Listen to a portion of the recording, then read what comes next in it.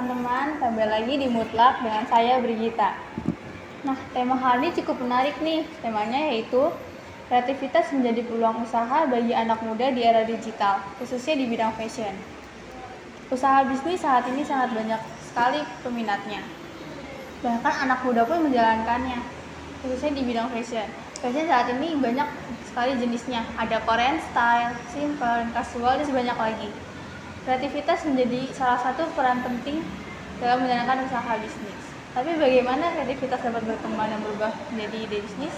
Nah, di sini sudah ada narasumber kita, itu seorang mahasiswa fashion designer dari Universitas IKJ, Kak Sherly.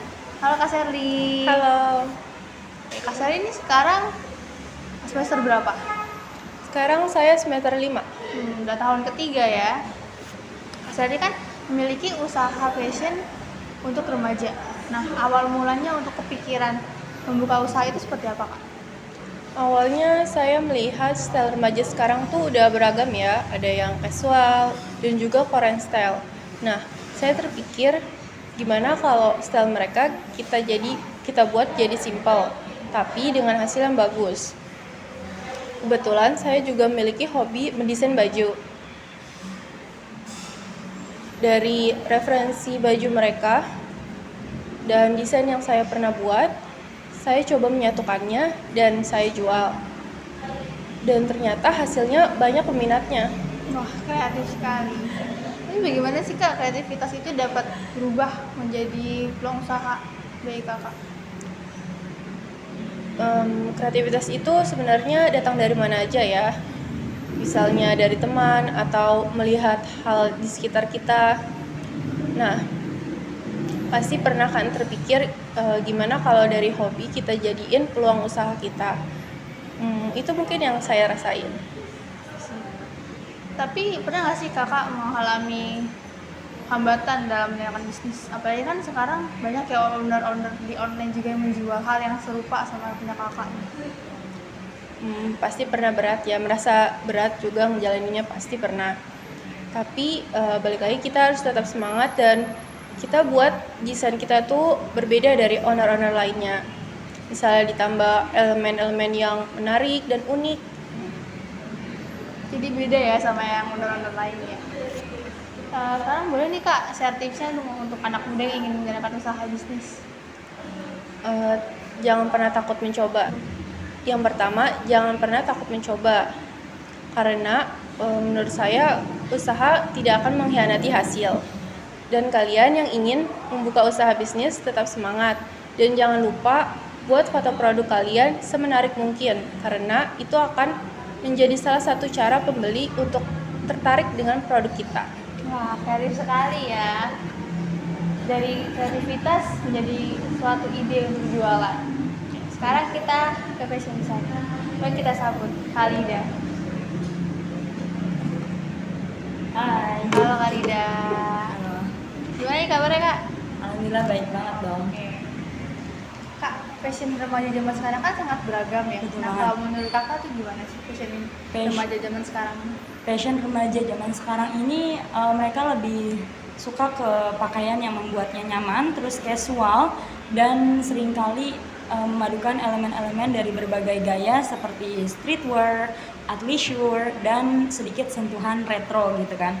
Terus juga zaman sekarang dan zaman dulu itu kan lebih kita flashback deh ya. Zaman dulu itu lebih suka pakaian yang cerah-cerahan ya, cerah-cerah, terus juga ada layering. Tahu layering kan biasanya yang itu kan layering gitu, kayak baju layer gitu ya. Kan zaman dulu itu kayak apapun yang dipakai ya unik aja gitu. Terus juga aksesoris kan sekarang lagi populer banget kan. Nggak zaman dulu, nggak zaman sekarang, namanya juga perkembangan zaman dan terus berputar sesuai dengan arah porosnya. Zaman dulu ada dan sekarang kembali lagi kayak gelang yang Mbak pakai itu kan unik banget nih, orang lihat gimana bikinnya, di mana, itu kan jadi kesan yang unik banget dan bagus itu. Ya, sekarang tuh beragam banget ya Betul fashionnya. banget. Nah, kalau menurut Kakak sendiri nih dari style yang sudah dibuat sama Kak Sherly ini seperti apa? Dari desain yang sudah dibuat Kak Sherly ini menurut saya cukup variasi ya. terus juga bagus dan sangat menginspirasi buat anak muda zaman sekarang sih ya. Di sela kesibukan yang dia gendrungi, misalnya sebagai mahasiswa, nggak cuma sebagai mahasiswa, dia juga mencetuskan bisa loh, saya seorang mahasiswa juga bisa melakukan lebih dari itu, buat istilahnya nyari sampingan lah, uang jajan sampingan, yang mana orang-orang tuh iya ya, ternyata anak muda juga justru lebih punya tenaga yang lebih loh buat bisa mengeksplor lebih banyak dan lebih bervariasi dan menginovasi buat yang lainnya. Kalau dari kakak sendiri kira-kira cocok kan kalau misalnya remaja menggunakan fashion dari yang Kak Sherry buat ini? Cocok atau enggak? Pastilah, justru itu lebih cocok. Namanya juga kita kembali lagi ke style fashion ya, yang mana pakaian itu udah bakal terus berputar. Kalau dulu mungkin kelihatannya kuno banget ya, fashion zaman dulu kuno banget, itu karena mungkin dari segi pencahayaan kamera juga minim banget, nggak zaman coba kalau pakaian kita dipakai kamera yang lawas banget tuh, itu kan pasti nggak ada kalah bedanya, nggak ada bedanya juga gitu sih. Berarti cocok aja ya. Cocok aja. Apalagi kalau remaja juga suka-suka yang banyak variasinya gitu. Apalagi beda-beda juga modelnya ya. Oke, baik. Terima kasih kepada kedua narasumber kita, Kak Sherry dan Kak Lida. Terima kasih. Sama-sama. Oke. Jadi kreativitas dapat menjadi peluang usaha bagi kita. Dan saat kita menjalankannya, kita harus yakin bahwa kita bisa dapat berhasil. Semoga pembahasan tadi dapat menginspirasi bagi kita semua, terutama bagi anak muda yang ingin membuka bisnis. Saya Brigita pamit, terima kasih dan selamat siang.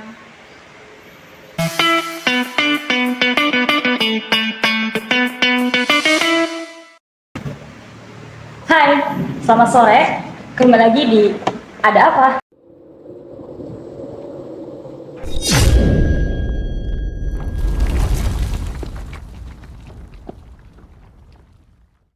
Dengan saya Lisdayanti Anini Akbar. Tema yang dibangun pada sore kali ini yaitu mengenai pentingnya membangun personal branding untuk membangun karir kamu.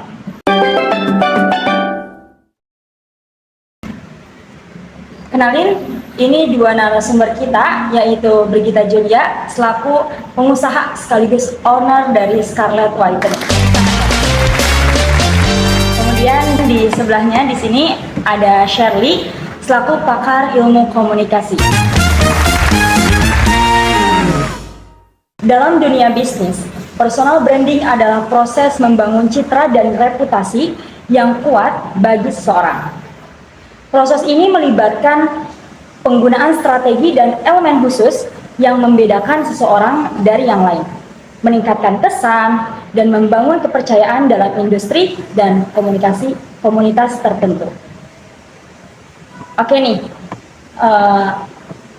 dengan narasumber kita yang pertama yaitu Kakak Brigita Julia selaku owner dari Scarlett. Apa sih Kak yang membuat personal branding itu begitu penting dalam dunia bisnis yang Anda gendrungi saat ini? Personal branding itu sangat penting ya saat ini karena itu dapat membedakan kita dengan orang lain, juga dapat membangun kepercayaan dan juga membangun bisnis kita terhadap pasar. Apa sih langkah-langkah yang dapat diambil untuk menjaga konsistensi dalam personal branding itu sendiri? Ada beberapa langkah untuk menjaga konsistensi dalam personal branding. Yang pertama, menentukan nilai inti dari bisnis. Yang kedua, aktif di platform digital seperti Instagram dan TikTok. Yang terakhir, mengelola citra publik mengelola citra publik itu suatu hal yang sangat penting. Oh iya Kak, maraknya sekarang itu kan soal boykot Israel ya. Apa nih pendapat Kakak mengenai tudingan kalau Scarlett Whitening ini mendukung Israel? Tentang boykot tersebut dan isu-isu politik dan kontroversi yang ada di media sosial itu berpengaruh besar terhadap personal branding dan bisnis. Seperti contohnya, beberapa konsumen mungkin berpendapat bahwa mereka itu setuju dengan adanya di boykot itu. Dan itu dapat berdampak terhadap merek atau tokoh yang menyetujui tentang menyetujui dengan mendukung Israel itu. Bagi pengusaha sangat penting untuk mempertimbangkan dengan cermat apa tindakan yang akan dilakukan, karena itu dapat mempengaruhi kedepannya tentang bisnis yang dipasarkan oleh Pengusaha itu sendiri ya. pengusaha itu sendiri. Baiklah, pembahasan yang pertama ini mungkin akan menimbulkan pro kontra antara eh, pendapat satu dengan pendapat lainnya. Kembali lagi kepada kita, apa yang kita lihat itulah yang kita nilai ya. Pendapat masing-masing pendapat itu emang berbeda. Jadi ya untuk isu yang sekarang ini cukup berat dan sebaliknya kita itu menjaga reputasi personal branding dengan baik, tepat dan bijaksana. Oke. Kita berlari ke pakar dari ilmu komunikasi sendiri, ahli komunikasi ya. Dalam Harpakal Komunikasi mempelajari teori komunikasi dan memahami bagaimana pesan itu diterima, disampaikan, dan dipahami dalam berbagai konteks teknologi, sosial, dan budaya ya. Mereka juga dapat membangun strategi komunikasi yang efektif, memahami dinamika antara pengirim dan penerima pesan, dan menemukan cara untuk meningkatkan interaksi ya dan pemahaman antar kelompok dan individu. Oke, ini Kak Shirley ya. Untuk Kak Shirley sebagai pakar ahli komunikasi itu apa sih yang membuat personal branding sangatlah penting bagi kalangan muda saat ini? Personal branding sangat penting di dunia. Personal branding sangat penting di kalangan anak muda saat ini karena membangun citra yang kuat di dunia kompetitif dapat membuka peluang karir dan membedakan diri dari pesaing, dan pembangunan jaringan untuk kesuksesan diri dan profesional. Apa saja teknik komunikasi yang efektif untuk menekankan prinsip pribadi dan prinsip pribadi dalam branding diri? Yang pertama, kita harus konsisten. Memastikan bahwa pesan yang disampaikan sejalan dengan keinginan yang diinginkan. Yang kedua, jaringan dan interaksi.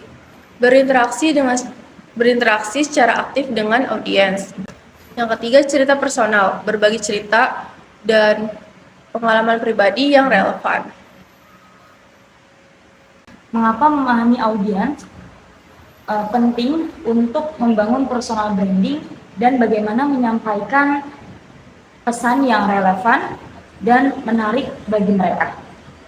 Memahami audiens sangat penting ya, karena membantu dalam menyusun pesan yang tepat, relevan, dan menarik bagi mereka.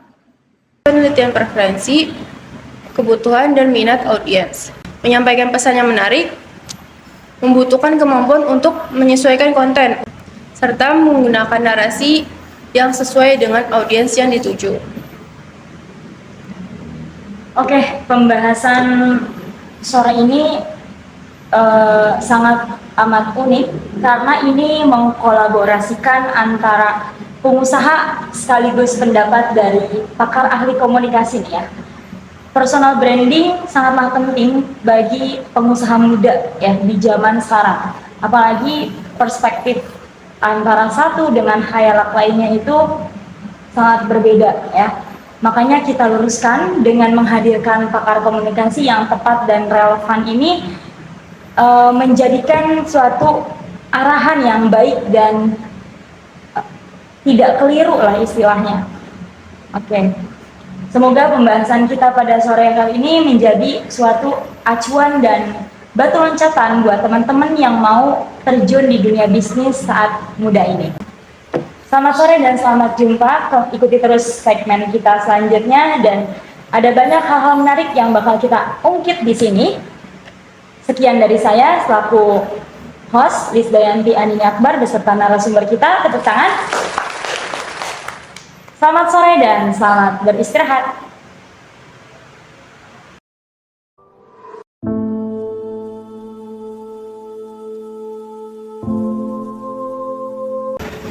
Selamat pagi teman-teman, salam sehat. Mental Talk kembali lagi bersama saya, Sherly Devinta. Kali ini kita akan membahas tentang menjaga kesehatan mental dan masalah depresi pada mahasiswa. Kesehatan mental adalah suatu hal yang harus benar-benar kita perhatikan, karena begitu seriusnya masalah mental ini. Selain mengakibatkan perubahan sikap dan perilaku pada penderitanya, depresi juga dapat memantik niat bunuh diri. Berdasarkan data kepolisian RI pada Januari hingga Juli 2023, mencatat ada 663 kasus bunuh diri atau 3 kasus setiap harinya. Dibandingkan periode yang sama tahun sebelumnya, jumlah kasus bunuh diri itu naik 36,4%. Peristiwa bunuh diri dapat terjadi karena berbagai sebab, salah satunya depresi. Karenanya, permasalahan tersebut tak bisa dianggap remeh. Depresi dan kurangnya komunikasi antara korban dan orang-orang di sekitarnya diduga menjadi faktor terbesar mengakibatkan mereka melakukan bunuh diri. Nah, di sini sudah ada narasumber kita. Yang pertama ada Kak Julia. Halo Kak. Halo. Kak Julia adalah seorang mahasiswa penyintas depresi. Oke, kita langsung tanya ya. Apa saja faktor yang menjadi penyebab terjadinya depresi pada mahasiswa, dan apakah benar kurangnya komunikasi antara korban dan orang terdekatnya menjadi faktor terbesar mahasiswa melakukan bunuh diri? Mahasiswa yang mengalami depresi cenderung kehilangan minat ya dalam segala kegiatannya, entah itu sosial ataupun akademik. Nah, depresi itu memiliki beberapa faktor seperti kayak dia kurang dapat beradaptasi terhadap lingkungan baru, terus adanya masalah di hubungannya atau di ekonominya, juga terkadang tertekan dengan kegiatan di akademiknya. Bisa dikatakan bahwa menceritakan kepada orang yang terdekat atau terpercaya bagi kita itu mengurangi masalah depresi kita, mengurangi tekanan masalah depresi kita. Nah, bagaimana dari pengalaman Kak Julia, cara untuk mengatasi masalah depresinya? Cara mengatasinya tiap orang beda-beda ya. Kalau dari pengalaman saya sendiri, saya mengatasinya dengan cara cerita dengan orang terdekat atau orang yang saya percaya. Orang saya percaya seperti orang tua ataupun keluarga yang lainnya ya.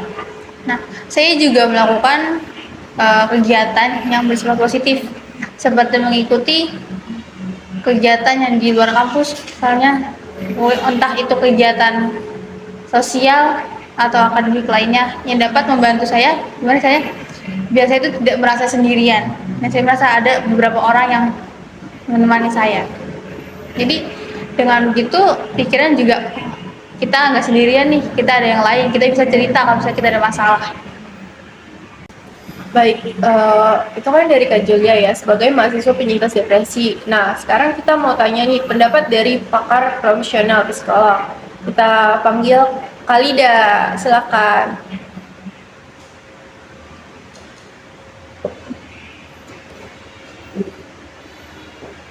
Halo. Halo Kak. Kita tanya pendapatnya Kak.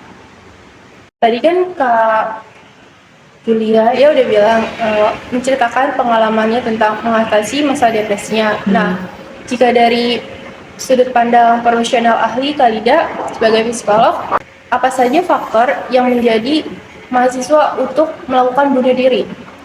Memang dari berbagai kasus yang telah diteliti, depresi itu menjadi penyebab utama terjadinya tindakan bunuh diri ya.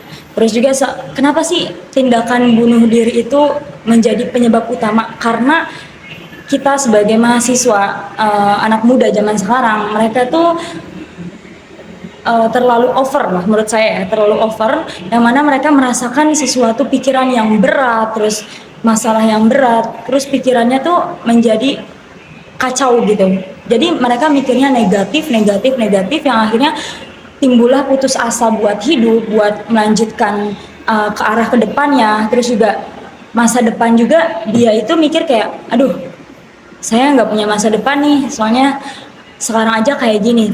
Terlalu over menurut saya ya, seperti itu. Bisa dikatakan berarti kebanyakan orang yang ingin melakukan bunuh diri itu terlalu banyak overthinking ya. Iya. Pemikiran negatif itu bisa jadi salah satu penyebabnya juga. Nah, gimana menurut Kalida cara untuk mengatasi masalah depresinya? Cara untuk mengatasi masalah depresi sendiri itu mudah sih. Yang pertama, di waktu muda ini kita luangkan melakukan kegiatan yang positif seperti olahraga, membaca buku, terus juga hal-hal positif yang mana dia punya hobi nih. Hobinya apa? Misalnya hobinya main gitar. Kan bisa tuh di sisi lain emang dia nyanyinya nyanyi galau tapi ada gitar kan, jadi meningkatkan soft skillnya. Terus nggak cuma itu aja, terus mengisi kegiatan yang mana kayak bermain, jangan biarin pikiran dia tuh kosong. Jadi usahakan main dan berinteraksi dengan sesama seperti temannya, kerabatnya, saudara, tetangga. Pokoknya jangan sampai dia itu ngestak diem terus orang-orang sekitar acuh tak acuh dan nggak ada yang peduli. Kalau misalnya kayak gitu, dia ngerasa, aduh, gue nggak punya siapa-siapa lagi nih. Pikiran-pikiran yang negatif, yang berat, yang mana sebenarnya itu tuh karena faktor dewasa, karena faktor remaja ya. Dia ngerasa sebenarnya kalau misalnya kita rangkul, kita bawa, ayo bareng-bareng ke depan buat, hey sama-sama kita bangun lagi, bangun lagi, bangun lagi. Jangan cuma mikirin, jangan cuma nge-stuck di situ. Itu pasti kebangun mindset kita, pikiran kita yang mana dari mindset turun ke jiwa raga kita, terus nantinya bakal ngubah deh semuanya. Dari hal-hal negatif semua keluar karena kebangunnya hal-hal positif yang masuk ke kita. Kayak berinteraksi itu hal positif sih menurut aku, hal-hal yang benar-benar kalau kita diem ya udah pikiran itu bakal kacau.